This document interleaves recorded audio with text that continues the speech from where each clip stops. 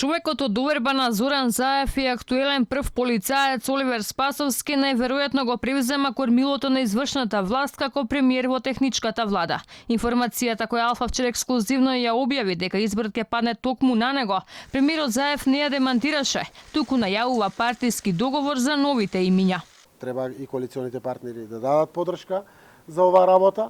Истовремено 100 дена влада важат. Ако ги сметаме наназад, тоа доаѓа некаде 3 јануари по делот на поставеноста согласно законот, а истовремено она кое што исто така е важно да по пат на дискусии внатре во Социјалдемократскиот сојуз заедно со коалиционите партнери утврдиме премиер кој што ќе ја води таа техничка влада од 3 јануари се до формирањето на новата влада.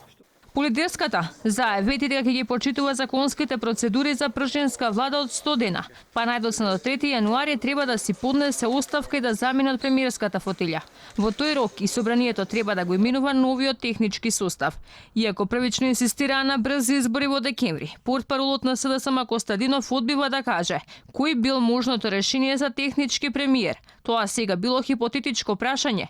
Имало време до 3 јануари за да го соопштат името на заменикот на Заев. Спред прашинскиот договор, опозицијата во техничката влада би добила 5 министерски места за внатрешни работи, труд и социјала, како и заменски министри за финансии, земјоделство и администрација.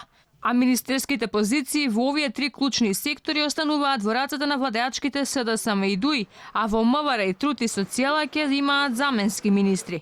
На некои од овие позиции, според наши информации, би дошли и Љупчо Николовски и Кочо Ангјушев. Мандатот на новите технички министри трае од именувањето до изборот на новата влада, односно до објавувањето на конечните резултати од Државната изборна комисија.